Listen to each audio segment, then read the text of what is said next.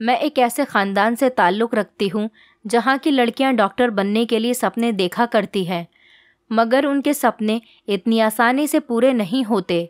मैं डॉक्टर बनकर अपने ख्वाब को पूरा करना चाहती थी। मैं बहुत इज़्ज़तदार परिवार की बेटी हूँ। मेरे ख़ानदान में घर से बाहर काम करने वाली लड़कियों को ज़्यादा अहमियत नहीं दी जाती। कोई गरीब हो तो, बाकी रिश्तेदार हो तो सारे रिश्तेदार उनकी मदद कर दिया करते थे, लेकिन किसी को भी यह हरगिज़ बर्दाश्त नहीं था कि लड़की कमाने घर से बाहर निकले। इस रस्म और अजीबोगरीब सिस्टम को तोड़ने वाले इकलौते इंसान मेरे पिताजी थे। सबसे पहले उन्होंने अपनी मर्ज़ी की शादी की। मेरे मामा जी एक बहुत बड़े बिजनेसमैन थे और मेरे पिताजी भी बिज़नेस करने के लिए शहर आए थे, जिन्होंने अपनी पसंद की शादी करने के बाद शहर में ही शिफ्ट हो गए। मैं पैदा हुई तो मेरी माँ की मौत हो गई।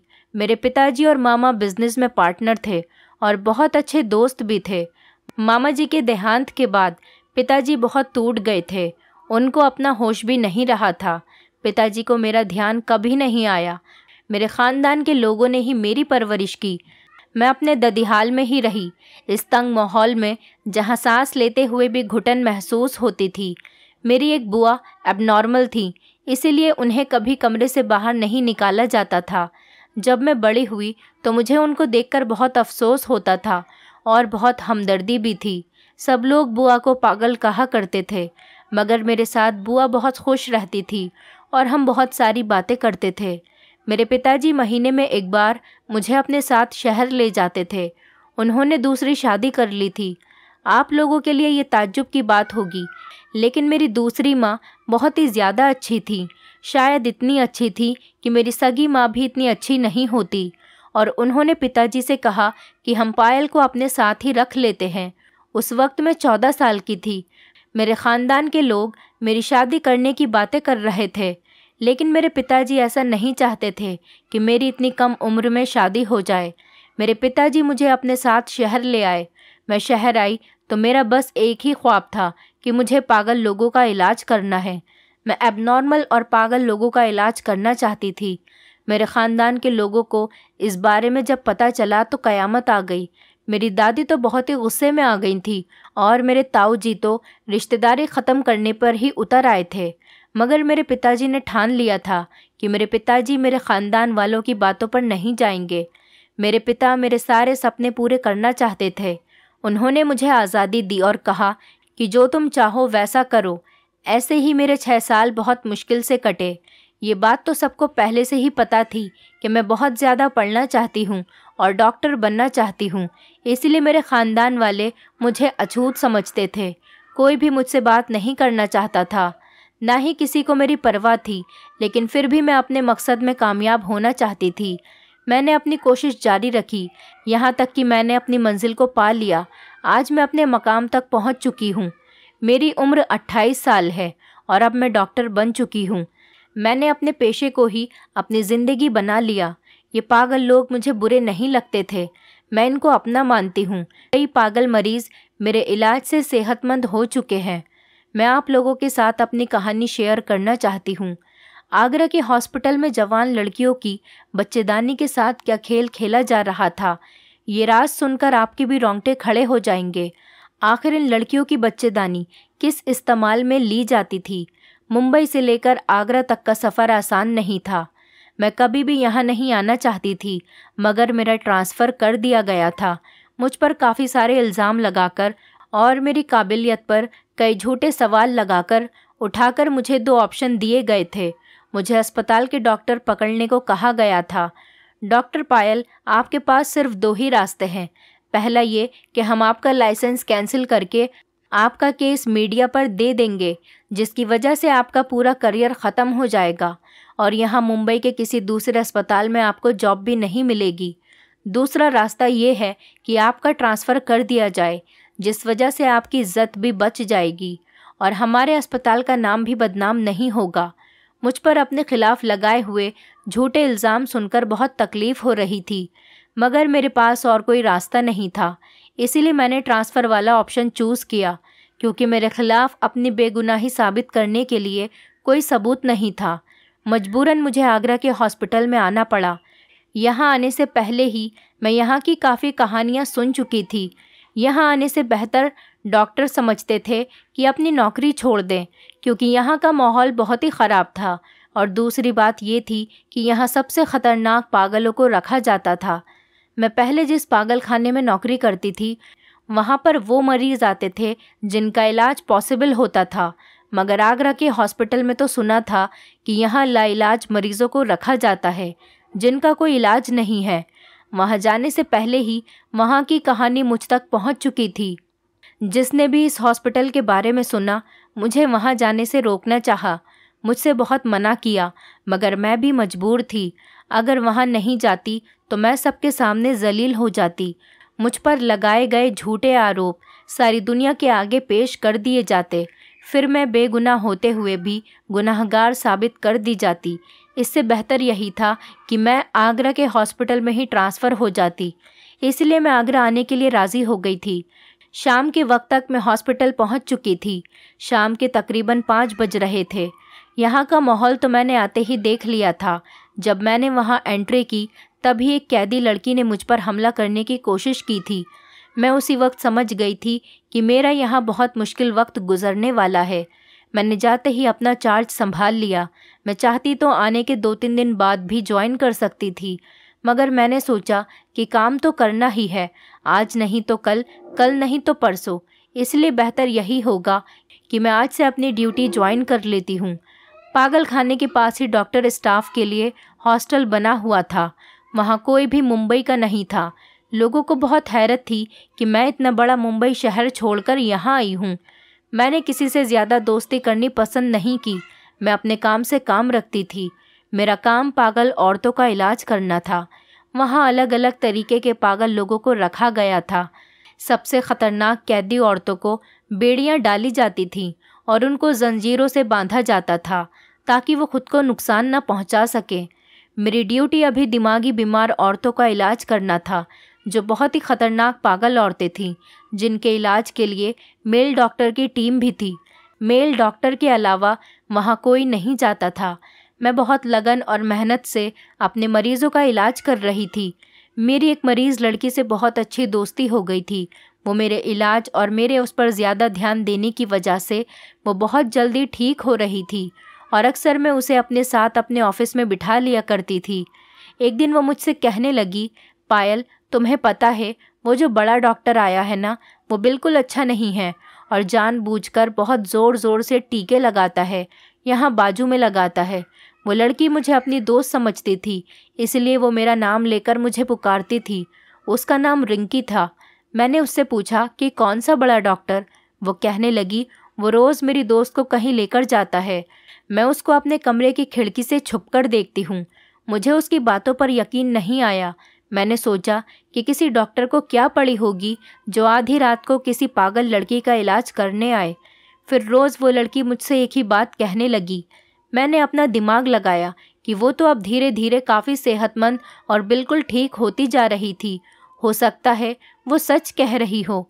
उस रात में हॉस्टल जाने के बजाय पागल खाने में रिंकी के वार्ड में ही रुक गई। रात के 12 बजे अचानक आवाज़ आने लगी। रिंकी मुझे कंधे से हिला रही थी और मुझे खिड़की की तरफ देखने का इशारा कर रही थी। मैंने उसके साथ खिड़की की तरफ देखा। मेरी नींद से बंद हुई आंखें एकदम खुल गईं। मैंने आंखें मलते हुए बाहर देखा। ये देखकर मेरी आंखें फटी की फटी रह गईं। मैंने देखा कि वो एक डॉक्टर ही था जो नीचे वाले वार्ड से एक लड़की को खींचते हुए अपने साथ लेकर जा रहा था। मैं भागकर नीचे गई, मगर तब तक वो उसे अपने साथ लेकर कहीं जा चुका था। मुझे उस डॉक्टर का चेहरा नज़र नहीं आया। पता नहीं वो कौन सा डॉक्टर था और रात के इस वक्त एक पागल लड़की को वो क्यों अपने साथ ले गया? क्या इलाज के लिए या फिर कुछ और करने? मैं दूसरी तरफ नहीं सोचना चाहती थी, लेकिन जो हालात मेरे सामने थे वो इसी तरफ इशारा कर रहे थे। न जाने ये खेल कब से चल रहा था। बेचारी रिंकी तो मुझे रोज़ बताती थी, मगर मैं उसकी बात मानती नहीं थी। सबसे बड़ी बात तो ये थी कि एक डॉक्टर ही अपने मरीज़ का फ़ायदा उठा रहा था। अगले दिन मैं जानबूझकर फिर से रिंकी के वार्ड में रुक गई, लेकिन इस बार जो लड़की थी वो कल वाली नहीं, कोई और लड़की थी और 2 डॉक्टर उसे खचेड़ते हुए अपने साथ ले जा रहे थे। हैरत की बात तो ये थी कि वो लड़की कुछ कह नहीं रही थी और चुपचाप उन लोगों के साथ जा रही थी। वो लड़की शोर क्यों नहीं मचा रही थी। फिर मुझे ख्याल आया कि वो लड़की शोर कैसे मचा सकती है, वो बेचारी तो पागल है, उसे अपना क्या होश होगा। मैं भागकर नीचे गई और उन डॉक्टर्स के सामने जाकर खड़ी हो गई। मैंने डॉक्टर से कहा, रात के इस वक्त आप लोग इस लड़की को कहाँ लेकर जा रहे हैं। वो दोनों मुझे देखकर घबरा गए। डॉक्टर शुक्ला, जो कि सीनियर डॉक्टर थे, वो कहने लगे कि हम डॉक्टर हैं तो इलाज के लिए ही लेकर जाएंगे ना। वो मेरे सामने उस लड़की को अपने साथ लेकर चले गए। वो सीनियर डॉक्टर थे, इसलिए मैं उनको देखकर चुप हो गई। कई रातों तक ये सिलसिला ऐसे ही चलता रहा। मैं यही देखती कि वही सीनियर डॉक्टर अपने साथ एक डॉक्टर को लाता और अपने साथ किसी न किसी पागल औरत को ले जाता। ना ही मैं उन लोगों को रोक सकती थी और ना ही वो डॉक्टर उन्हें रोक सकती थी जो रात की ड्यूटी पर होती थी। मैंने उस डॉक्टर से कहा कि तुम इन्हें जाने क्यों देती हो, तो वो कहने लगी कि मैं कैसे रोकूं, वो सीनियर डॉक्टर शुक्ला हैं, उनके आगे बोलने की या रोकने की जुर्रत कोई नहीं कर सकता। मैंने पूछा, अच्छा ठीक है, तुम्हें ये तो पता होगा कि रात के इस वक्त ये क्या हो रहा है, ये लोग क्या करते हैं। मगर उस डॉक्टर को भी कुछ नहीं पता था, लेकिन मैं तो शक में पड़ चुकी थी। आखिर ऐसा कौन सा इलाज है जो रात के इस वक्त होता है। मैंने वार्डन को बताया तो उन पर मेरी शिकायत का कोई असर नहीं हुआ और कहा गया कि डॉक्टर शुक्ला का इलाज करने का अपना तरीका है, इसमें हम कुछ नहीं कर सकते। किसी को कोई फिक्र नहीं थी कि वो लड़की बहुत ज़्यादा पागल थी, लेकिन उस लड़की की भी अपनी कोई इज्जत थी। ऐसे कैसे कोई भी उसे बाजू पकड़कर ले जाएगा।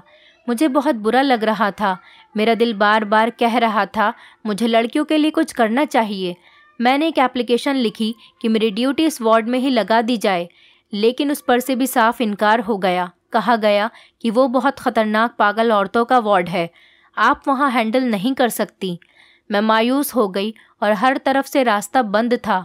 न जाने ऐसा कौन सा राज था और वो डॉक्टर क्या करते थे। कोई भी मेरी बात सुनने और समझने को तैयार ही नहीं था। मैंने फैसला किया कि जिन लड़कियों को मैंने उस डॉक्टर को ले जाते हुए देखा है, क्यों ना उन लड़कियों का टेस्ट किया जाए, क्योंकि वो लड़कियां तो खुद कुछ बताने के काबिल नहीं थी। उनका टेस्ट हो जाता तो दूध का दूध और पानी का पानी हो जाता और पता चल जाता कि उनके साथ कुछ गलत हो रहा है या नहीं। मैं दोबारा रात को उस वार्ड में गई और वहाँ की डॉक्टर को सब कुछ बता दिया। डॉक्टर कहने लगी कि तुम उन बड़े लोगों से इन पागल लड़कियों की खातिर क्यों पंगा मोल ले रही हो। मैंने कहा कि मैं पागलों की डॉक्टर हूँ तो उन्हीं के बारे में सोचूंगी ना। फिर मैंने लड़कियों का टेस्ट करने के लिए उनको अपने रूम में बुलवाया। जैसे ही मैंने उनका टेस्ट करने के लिए उनके कपड़े हटाए, ये देखकर तो मैं हैरान रह गई थी कि उस लड़के के पेट पर टाँके लगे हुए थे, जैसे कोई ऑपरेशन हुआ हो। फिर मैंने दूसरी लड़की को बुलाया और उन सारी लड़कियों को बुलाया जिनको डॉक्टर शुक्ला अपने साथ लेकर जाते थे। उन सब लड़कियों के पेट के ऑपरेशन हुए थे और बाकी की लड़कियां बिल्कुल ठीक थीं। मैं तो देखकर चौंक गई थी कि आखिर डॉक्टर शुक्ला ये किस किस्म का इलाज कर रहे हैं। आखिर पेट का ऑपरेशन क्यों? मैंने 2-3 लड़कियों का और चेकअप किया और उनके कुछ टेस्ट भी करवाए। जब टेस्ट की रिपोर्ट आ गई तो रिपोर्ट देखकर मेरे कदमों तले से ज़मीन निकल गई। रिपोर्ट के मुताबिक उनके शरीर से बच्चेदानी गायब थी। मैंने बाकी लड़कियों के भी टेस्ट करवाए और यही बात सामने आई। अब तो मैं सही मायनों में चकरा के रह गई थी। डॉक्टर शुक्ला और उनकी टीम ने हैरान कर दिया। आखिर उन मासूम लड़कियों के साथ कैसा जुल्म किया था। मैंने सोचा सबूत तो मेरे पास ही है। मैं अस्पताल के हेड के पास जाकर उनको इन डॉक्टर्स की सारी सच्चाई बताती हूँ कि डॉक्टर शुक्ला इन बेचारी लड़कियों के साथ कितना बड़ा जुल्म कर रहे हैं। मैं बहुत जोश और उम्मीद के साथ उठी, लेकिन फिर आधे रास्ते में ही रुक गई। मुझे ख्याल आया कि पहले मैं ये तो मालूम कर लूँ कि वो सब लड़कियों की बच्चेदानी निकालकर किस मकसद में इस्तेमाल कर रहे थे। मैं चुप रह गई। अब मुझे इस बारे में मालूम करना था। मुझे ऐसा महसूस हो रहा था कि अस्पताल का आधे से ज़्यादा स्टाफ इस बारे में ज़रूर जानता है। ऐसा मुझे लड़कियों का टेस्ट करवाने के बाद पता चला था। उन सब ने मुझे रोकने की बहुत कोशिश की थी ताकि मैं इन मामलात से दूर रहूं। वो बड़े डॉक्टर हैं और यहाँ काफ़ी सालों से काम कर रहे हैं। उन लोगों से टक्कर लेना मतलब इस अस्पताल से अपनी नौकरी से हाथ धो लेना था। इसी वजह से कोई भी मुंह खोलने के लिए तैयार नहीं था। अब जो भी करना था वो मुझे खुद करना था। अगले दिन अस्पताल में एक नई लड़की को लाया गया। उस लड़की को देखकर मेरे होश उड़ गए, क्योंकि उस लड़की को मैं जानती थी और बहुत ही अच्छे से जानती थी। उस लड़की को देखकर मुझे सब कुछ याद आने लगा। वो एक न्यूज़ रिपोर्टर थी जो पहले मेरा इंटरव्यू ले चुकी थी। उस लड़की को मैं अपनी कहानी सुना चुकी थी। उस लड़की के जाने के बाद मैंने अपने आज के काम का जायज़ा लिया। मुझे राउंड पर भी जाना था। मैं जैसे ही अपने कमरे से बाहर निकली तो वही रिपोर्टर मुझे सामने से आती हुई दिखाई दी। कहने लगी, मैम, मुझे आपसे कुछ ज़रूरी बात करनी है। मैंने कहा, हाँ बोलो, क्या बात है। उसने पीछे मुड़कर देखा और कहने लगी, यहाँ नहीं, और कहीं बात करते हैं। ऐसे नहीं कर सकते, आप मुझे अपना फ़ोन नंबर दे दीजिए, मैं आपसे फ़ोन पर बात कर लूँगी। उसका अंदाज देखकर मैं कुछ चौंक सी गई थी और उसे अपना फ़ोन नंबर दे दिया। वो लड़की मुझे थैंक यू कहकर भाग गई। मुझे अभी इस अस्पताल में आए ज़्यादा दिन नहीं हुए थे और मेरी लगन और काबिलियत के बिना पर जल्द ही मुझे इस अस्पताल का इंचार्ज बना दिया गया था। मैं काफ़ी दिनों से इस बात को नोट कर रही थी कि इस अस्पताल में कुछ तो गलत ज़रूर हो रहा है। मेरा शक मुझे बार बार इशारे दे रहा था कि मेरे खिलाफ कुछ खिचड़ी पक रही है। जब कोई एक अव्वल दर्जे पर पहुंच जाए तब हादसों की भी कमी नहीं होती। मुंह पर तो सब मेरे थे, मगर पीठ पीछे क्या हो रहा था मैं कुछ नहीं कह सकती थी। मैं नहीं जानती थी कि मेरे खिलाफ क्या साजिश रची जा रही है। होश तो मुझे तब आया जब पानी सर से ऊंचा हो गया। मेरे खिलाफ संगीन करप्शन के इल्ज़ाम लगाए गए क्योंकि अस्पताल की सारी जिम्मेदारी मुझ पर थी। इसलिए मुझे बहुत सोच समझकर फंसाया गया था। कुछ दिनों पहले ही अस्पताल की तरफ से अनाथ आश्रम के बच्चों के लिए डोनेशन किया गया था। इस पर मेरे सिग्नेचर थे। मुझे खुद ही मेल करके कहा गया था कि मैं इतनी रकम डोनेट करूं, लेकिन बाद में पता चला कि वो फेक अकाउंट था जिससे मेल आया था। सारे वाक्य को मिर्च मसाला लगाकर इसी रिपोर्टर लड़की ने पेश किया था। मुझे उससे ये उम्मीद नहीं थी। कहाँ तो वो लड़की मेरा पर्सनल इंटरव्यू लेने आई थी और अब उसने मेरे बारे में टीवी पर ना जाने कैसी कैसी न्यूज़ ब्रेक कर दी थी। इसी लड़की ने मुंबई में भी मुझे फंसाने की कोशिश की थी, जिसकी वजह से मेरा मुंबई से यहाँ आगरा में ट्रांसफ़र हुआ था। ये लड़की यहाँ भी मेरे साथ ऐसा ही कर रही थी। मैं अपनी बर्बादी का जिम्मेदार इस लड़की को ही ठहराती थी। इसी लड़की की वजह से तो मैं यहाँ आई थी। ये लड़की यहाँ क्या कर रही थी और इसको कौन यहाँ एडमिट करवा कर चला गया था। 3 महीने पहले की बात थी जब ये लड़की मेरा इंटरव्यू लेने आई थी, लेकिन उस वक्त तो ये लड़की बिल्कुल ठीक थी और मेरे खिलाफ साजिश करने वाले लोगों का साथ भी दे रही थी।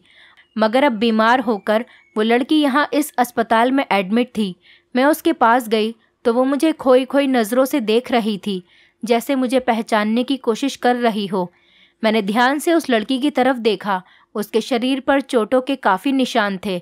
ऐसा लग रहा था जैसे उस लड़की को करंट दिया गया है, जिसकी वजह से उसकी ऐसी हालत हो गई थी।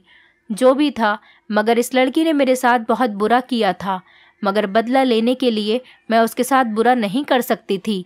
मैंने उसका इलाज करना शुरू कर दिया और साथ ही साथ मैं कोशिश में लगी हुई थी कि डॉक्टर शुक्ला के राज तक भी पहुंच जाऊं, मगर अभी तक मुझे कोई कामयाबी नहीं मिल पा रही थी। वो बहुत शातिर इंसान था। मेल वार्ड में फ़ीमेल डॉक्टर का जाना मना था क्योंकि वहाँ मर्द डॉक्टर ही काफ़ी होते थे। मैंने बहुत बार देखा था कि वो लड़कियों को मर्दों वाली साइड पर ले जाते थे। मैं इंतज़ार में थी कि अब कब वो अगला शिकार करेंगे, लेकिन अब डॉक्टर शुक्ला को मुझ पर शक हो चुका था कि मैं उनकी जासूसी कर रही हूँ। डॉक्टर शुक्ला मेरे पास आए। उन्होंने मुझसे कहा कि मैं अपने काम से काम रखूं। अगर मैंने इधर उधर ताका झाकी करने की कोशिश की तो मेरे साथ अच्छा नहीं होगा। डॉक्टर शुक्ला के जाने के बाद मैं काफ़ी देर तक अपनी सांस को काबू में करती रही। मैं उनको जवाब देना चाहती थी, मगर मेरी आवाज़ ही हलक से नहीं निकली और मुझे खुद पर बहुत गुस्सा आया कि मुझे उनके सामने कमज़ोर नहीं बनना चाहिए था। मैंने देखा कि वो न्यूज़ रिपोर्टर काजल वो बहुत बुरी तरह डरी हुई थी। मैंने उससे पूछा कि क्या हुआ, तो वो कहने लगी, वो गंदा आदमी है जो पता नहीं अब कहाँ चला गया। वो डॉक्टर शुक्ला की बात कर रही थी। मैंने उसे दोपहर की गोली खुद अपने हाथों से खिलाई। मेरा इरादा ये था कि मैं जल्द से जल्द उसे बिल्कुल ठीक कर दूं, ताकि मैं उससे पूछ सकूं कि वो यहाँ तक कैसे पहुँची और वो यहाँ क्या करने आई थी और उसे यहाँ इस पागल खाने में कौन छोड़कर गया था। और सबसे बड़ी बात कि एक अच्छी खासी इंटेलिजेंट लड़की को दिमागी मरीज़ बना दिया गया। आखिर ऐसा किसने किया? ये भी एक बहुत बड़ी उलझन की बात थी। काजल को यहाँ तक छोड़कर जो भी गया था, यकीनन उसी ने काजल की ऐसी हालत की थी। मैंने रजिस्टर चेक किया तो देखा कि रिश्तेदार वाली जगह पर मित्र लिखा हुआ था, यानी उसका कोई दोस्त उसे यहाँ छोड़कर गया था। काजल की दिमागी हालत अब ठीक होने लगी थी। इलाज चलते रहने की वजह से वो पहले से काफ़ी ज़्यादा ठीक हो गई थी, मगर जब तक वो पूरी तरह से ठीक नहीं हो जाती तब तक कोई फ़ायदा नहीं था। मैंने पूरे महीने काजल पर खूब मेहनत की और आज वो दिन भी आ चुका था जिस दिन काजल पूरी तरह से ठीक हो गई। मैंने काजल से पूछा कि तुम यहाँ पर कैसे, तो वो कहने लगी कि मैंने आपके साथ बुरा किया था, इसीलिए मुझे मेरे किए की सज़ा मिल गई। मेरा काम तो आपको पता ही है, मैं रिपोर्टिंग करती हूँ। मुझे पूरे शहर के पागल खानों की मालूमात लेनी थी और वीडियो बनानी थी। मैं इसीलिए फेमस थी क्योंकि मैं किसी भी हाल में सच को सामने लेकर आई थी, क्योंकि मैं भेष बदल कर यहाँ आई थी ताकि यहाँ के बारे में इंफॉर्मेशन ले सकूँ कि यहाँ के पागल खाने का माहौल कैसा है। मैं 10 दिन यहाँ पर रुकी और इन 10 दिनों में मुझे यहाँ की बहुत सी अजीब बातें पता चली। यहाँ पागल मर्दों के शरीर से अलग अलग किस्म के ऑर्गन्स निकालकर उन पर एक्सपेरिमेंट किए जाते हैं, और तो और पागल औरतों के शरीर से बच्चेदानी भी निकाली जाती है। मैंने सब रिकॉर्ड किया हुआ था और मेरे पास सबूत भी हैं। मैं वापस गई और अपने चैनल के मालिक को बताया। उन्होंने वो सारे सबूत मुझसे ले लिए और मुझसे कहा कि ये सारा सच वो मौके पर ही सबके सामने लेकर आएंगे। फिर मुझे आपका इंटरव्यू लेना था और हालात का जायज़ा लेने का मौका दिया गया। जिस पागल खाने में आप पहले काम किया करती थी, मैं वहाँ पर भी भेष बदल कर रही थी, मगर वहाँ पर ऐसा वैसा कुछ गलत नहीं हो रहा था। उस समय मैं आपको यहाँ के बारे में भी बताना चाहती थी, इसीलिए आपका नंबर लिया। मैंने चैनल वालों को सब बता दिया था, मगर ये क्या, मैं तो दंग रह गई। मुझसे कहा गया कि मैं आपके खिलाफ एक शो करूं, वरना मुझे नौकरी से निकाल दिया जाएगा। मैंने अपनी नौकरी बचाने की खातिर आप पर झूठे इल्ज़ाम लगा दिए। मैंने जो कुछ भी किया अपने चैनल वालों के कहने में आकर किया था। बाद में मुझे एहसास हो गया था कि आपके खिलाफ आपके ही 1-2 डॉक्टर्स ने मुझे भी इस सब में इस्तेमाल किया। मैंने जब चैनल वालों को धमकी दी कि मुझे यहाँ जो कुछ भी हो रहा था वो सब मालूम हो गया है और अब मैं सारी दुनिया के सामने सच लाकर ही रहूँगी, तो उन्होंने मुझे पकड़ लिया और मुझे बांध दिया। मेरी याददाश्त मिटाने के लिए वो लोग रोज़ मुझे करंट दिया करते थे और यहाँ पर मुझे मेरा पति ही छोड़कर गया है। मेरा पति मुझे यहाँ पैसों के लालच में छोड़ गए। मेरा नसीब अच्छा था या मेरी खुशकिस्मती कि यहाँ पर मुझे आप जैसी डॉक्टर मिली जिसने मुझे पहले की तरह बिल्कुल ठीक कर दिया। काजल की कहानी सुनकर मुझे बहुत दुख हुआ। मैंने उसे बताया कि मैं आजकल डॉक्टर शुक्ला के पीछे हूँ, वो क्या करते हैं ये सच जानना चाहती हूँ, लेकिन मेरी आधी परेशानी तो तुमने ही हल कर दी। तुमने मुझे बता दिया कि यहाँ पर क्या होता है, लेकिन अभी ये पता नहीं चल पाया है कि वो बच्चेदानी निकाल कर क्या करते हैं। काजल मुझसे कहने लगी कि अगर आप चाहें तो इसमें मैं भी आपकी मदद कर सकती हूँ। मैंने कहा, तुम क्या करोगी? कहने लगी, मैं तो पागल हूँ और पागल तो कुछ भी कर सकते हैं। मैं डॉक्टर शुक्ला के पीछे चली जाऊँगी और सब कुछ पता करके चली जाऊँगी, लेकिन इसमें रिस्क और ख़तरा बहुत था।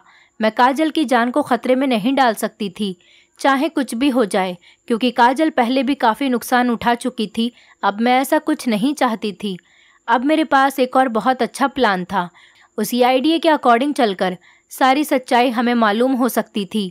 मैं अगले दिन मार्केट गई और मैंने एक बटन कैमरा ख़रीदा और वो कैमरा लाकर मैंने काजल को दे दिया और उसे उस वार्ड में भेज दिया जहां डॉक्टर शुक्ला को राउंड लगाना था। काजल बहुत खूबसूरत और जवान लड़की थी। मुझे पूरी उम्मीद थी कि वो काजल की तरफ ध्यान ज़रूर देंगे। जैसे ही रात हुई, मैंने देखा कि डॉक्टर शुक्ला अपने साथ दूसरे डॉक्टर के वार्ड में चले गए। थोड़ी देर बाद जब वो बाहर निकले तो उनके साथ काजल थी। मेरे यकीन सच में बदल गया था। अब आगे की कार्यवाही मुझे करनी थी। मैं भागकर डॉक्टर के पास गई और काजल का हाथ छुड़ाकर कहा, आप लोग जो भी करते हैं अपने मरीजों के साथ करिए। ये मेरी मरीज़ है, वार्ड 6 की पेशेंट। आप लोग अब इसको अपना शिकार नहीं बना सकते। मेरे इस तरह बोलने पर डॉक्टर शुक्ला का चेहरा गुस्से से लाल हो गया। वो दोनों खाली हाथ वहाँ से गए थे। मैंने काजल से पूछा, काम हो गया? उसने कहा, हाँ जी हो गया। मैंने दोनों डॉक्टर के कोट की जेब पर कैमरा फिट करवा दिया है। मैंने काजल को शाबाशी दी और हम दोनों मेरे ऑफिस में आकर बैठ गए और मोबाइल पर लाइव वीडियो देखने लगे कि अब डॉक्टर शुक्ला क्या कर रहे हैं।